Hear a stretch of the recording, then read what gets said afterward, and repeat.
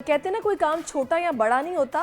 पहले सुना था कि फूड डिलीवरी का काम सिर्फ मर्दों का काम है, मगर अब इस काम में लड़कियों ने भी कदम जमाना शुरू कर दिया है। लाहौर से ताल्लुक़ रखने वाली 23 साला आयशा अहमद, जो कि फूड डिलीवरी के काम से मुंसलिक है, और इस काम से वो अपने तालीमी अखराजात समेत घर वालों की भी सपोर्ट करती हैं। और बड़ा बुलंद हौसला है इनका। भाई फ़हीम, कितनी अच्छी बात है। जी बिल्कुल, बहुत ही ज़बरदस्त बात है। ज्वाइन भी कर चुके हैं आयशा अहमद। अस्सलाम वालेकुम, वेलकम टू द शो। वालेकुम अस्सलाम, थैंक यू। अच्छा आयशा, सबसे पहले तो मुझे ये बताइएगा कि हम ये डिलीवरी के काम पर आपने क्यों शुरू किया, कैसे शुरू किया, क्या आपको मजबूरी थी या तालीम के अखराजात थे, वो सब तो छोड़िए। सबसे पहले ये बताइए, ये बाइक चलाना आपने कब सीखा? मैंने आज से 9 माह पहले बाइक चलाना सीखा, और मैंने किसी से नहीं सीखा बल्कि खुद ही सीखा है मैंने इसको। तो जब मैंने सीखा था तो वो मैंने फैमिली सपोर्ट के लिए और अपने लिए सीखा था, ताकि मेरा जो टाइम कंजप्शन है कम हो सके।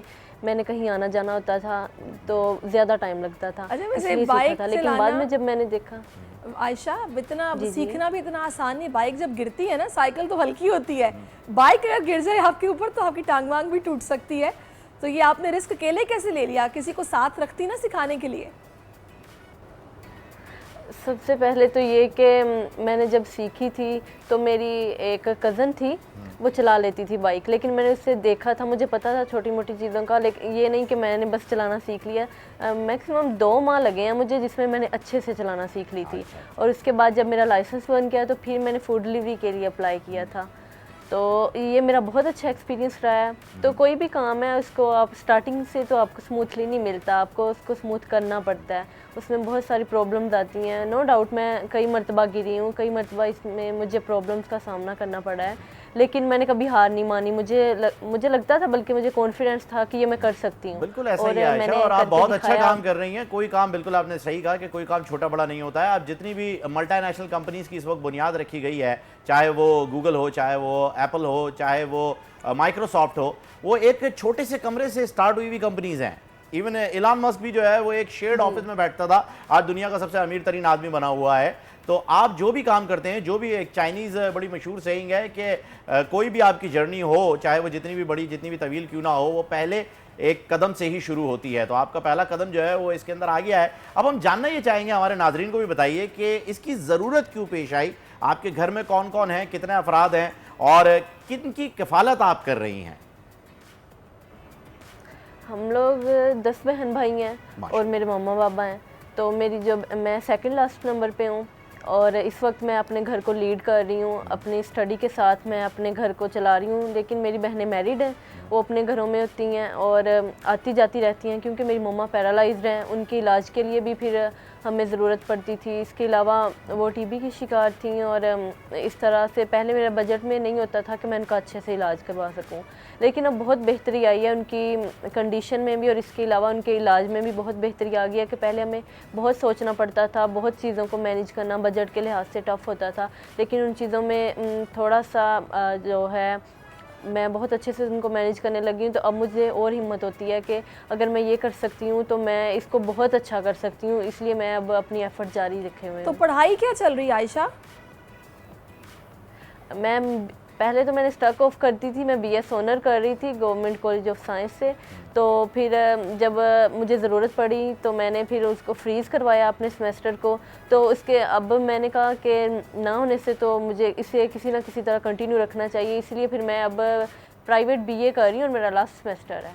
अच्छा जी, वेरी गुड। अच्छा आयशा, अब मैं आपसे एक सवाल ऐसा पूछना चाहूँगा कि जो बाहिम्मत ख़वातीन आपको देख रही हैं और ये काम भी करना चाहती हैं, उनके लिए ये इसका जवाब बड़ा अहमियत का हामिल होगा, क्योंकि हम जिस माशरे में रह रहे हैं और जिस तरह की इस वक्त मेंटल हेल्थ हो गई है हमारे माशरे में, ज़्यादातर लोगों की, अच्छे लोग भी हैं जिनकी वजह से दुनिया कायम है, लेकिन ज़्यादातर लोगों की सोच जो है वो बहुत ही ज़्यादा ख़राब हो चुकी है।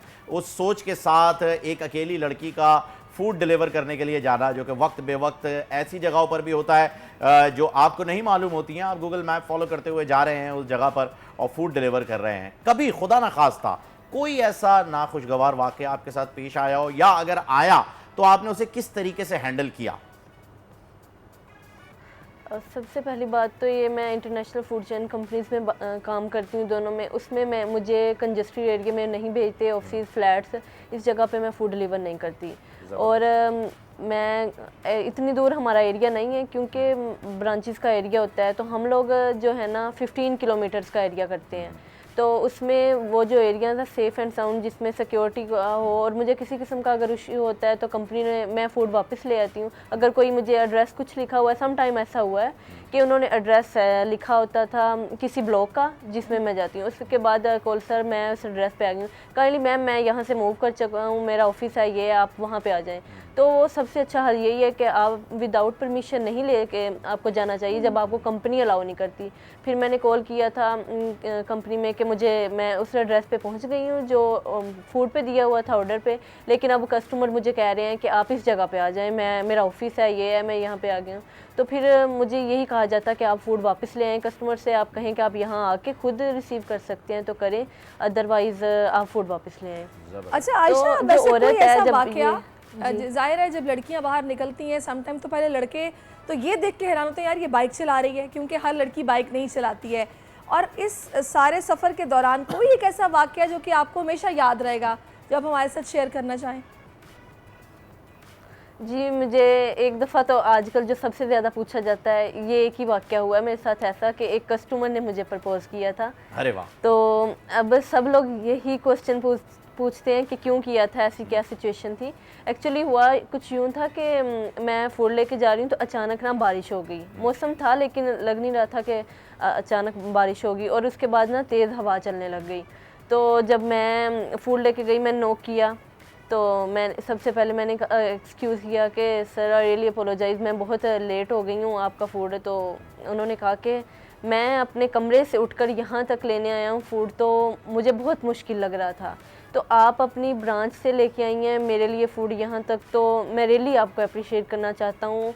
आप बहुत मेहनत वाला काम करिए, ये बहुत मुश्किल है एक फ़ीमेल के लिए, आपकी बाइक भी ख़राब हो सकती है, ये सारा कुछ, और आप फिर किसी से कैसे मदद लेंगी ये बारिश। तो मैं चाहता हूँ कि आप बहुत अच्छी हैं, तो आप पे ये सूट करेगा कि आप हाउस वाइफ हों, तो मैं चाहता हूँ कि आप मुझसे शादी कर लें। अच्छा। तो मैं आपको निकाह की ऑफ़र करवाता हूँ। तो मैंने कहा कि सर मैं आपका ये फूड लेके आई हूँ, काइंडली आप वेरीफाई कीजिएगा और मुझे पेमेंट कर दे, मेरे पास और फूड भी है, मैंने आगे ऑर्डर देने जाना है। तो उन्होंने मुझे कहा कि आप सोच लेना, मैं आपको टाइम देता हूँ। लेकिन ये डिसीजन, पहली बात तो हम किसी पे इतनी जल्दी यकीन नहीं कर सकते, हमें नहीं पता कि कोई इंसान एक वक्त में हमारे साथ कैसा होता है और नेक्स्ट मोमेंट भी वो चेंज हो जाता है, किसी पे इतनी जल्दी यकीन नहीं किया जा सकता। और हर औरत को अपना एक म्यार कायम रखना चाहिए, और वो म्यार ऐसा होना चाहिए कि वो आपके आखिरी सांस तक कायम रहे। बड़ी अच्छी बात आप करैक्टर को, आपके स्टैंडर्ड को याद किया जाए। ज़बरदस्त जी, बहुत बहुत शुक्रिया आयशा, आप हमारे साथ थी और बड़ी हिम्मत मिली होगी उन ख़वातीन को जो कि आपको इस वक्त देख रही होंगी और घर में बैठी होती हैं और ये सोचती रहती हैं कि हम भी काश कुछ कर लें। तो आपको देखकर आप बड़ी इंस्पायरिंग स्टोरी है उनके लिए, एक इंस्पिरेशन है। तो थैंक यू सो मच, आपने हमें ज्वाइन किया। सब्सक्राइब करें और बेल दबाएं ताकि कोई खबर रह न जाए।